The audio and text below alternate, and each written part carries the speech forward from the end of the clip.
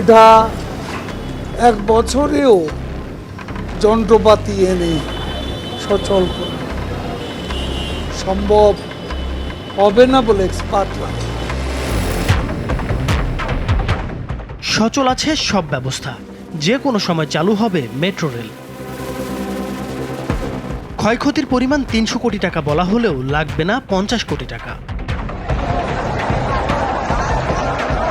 কোটা সংস্কার আন্দোলনকে কেন্দ্র করে হামলার ঘটনায় ক্ষতিগ্রস্ত মিরপুর ১০ ও কাজীপাড়া স্টেশন এক বছরেও চালু করা সম্ভব নয় বলে জানিয়েছিলেন সাবেক সড়ক পরিবহন ও সেতুমন্ত্রী ওবায়দুল কাদের। সে সময় বলা হয়েছিল এই দুই স্টেশনে ৩৫০ কোটি টাকার ক্ষতি হয়েছে। তবে ডিএমটিসিএল এর একজন কর্মকর্তা বলছেন এই দুই স্টেশনের ক্ষতিগ্রস্ত যন্ত্রপাতি পুনঃস্থাপনে ৫০ কোটি টাকাও লাগবে না। তাছাড়া এ দুটি স্টেশন বাদ দিয়ে বাকি ১৪টি স্টেশনের মধ্যে মেট্রো রেল যে কোনো সময় চালু করা সম্ভব। আন্দোলনের সময় মেট্রো রেলের কোচ, লাইন ও সংকেত ব্যবস্থার কোনো ক্ষতি হয়নি। তবে মিরপুর ১০ স্টেশনে কম্পিউটার ও স্বয়ংক্রিয় ভাড়া আদায় ব্যবস্থা ক্ষতিগ্রস্ত হয়েছে। এছাড়া যে নিয়ন্ত্রণ কক্ষ থেকে ট্রেনের আসা যাওয়া, সংকেত ব্যবস্থা এবং চালকের সঙ্গে যোগাযোগ হতো, সেই কক্ষের কম্পিউটার ভাঙচুর করা হয়েছে। এছাড়া সিসিটিভি ক্যামেরা, দুই প্রান্তের ৬টি ভেন্ডিং মেশিন, ৮টি টিকিট কাউন্টার এবং যাত্রীদের আসা যাওয়ার ১৬টি স্বয়ংক্রিয় গেট ভাঙচুর করা হয়েছে।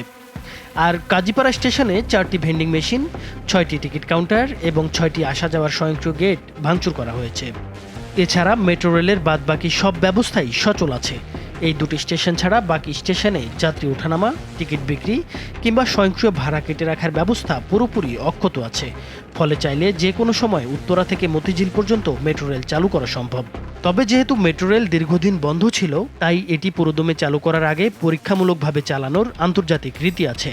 উচ্চ পর্যায়ের অনুমতি পেলে যে কোনো সময় পরীক্ষামূলক চলাচল শুরু হবে বলে জানিয়েছে ডিএমটিসিএল সূত্র। আর মিরপুর ১০ ও কাজীপাড়া স্টেশনের ক্ষতিগ্রস্ত জিনিসগুলো বাংলাদেশের জন্য কাস্টমাইজ করা, তাই চাইলে এগুলো বাজার থেকে কিনে নেওয়া সম্ভব নয়। এগুলো সরবরাহ করবে জাপানের নিপ্পন সিগন্যাল কোম্পানি। জাপানি কোম্পানি বলছে এগুলো কেনার ফরমাইশ দেওয়ার পর সরবরাহ করতে ৬ মাস লাগতে পারে। তবে কোম্পানিকে চাপ দিয়ে ৩ মাসের মধ্যেও সরবরাহ করা সম্ভব। ফলে আগামী 3 মাসের মধ্যেই পুরো দমে চালু করা সম্ভব মেট্রো রেল। নাইমুর হোসেন, মাছরাঙা টেলিভিশন।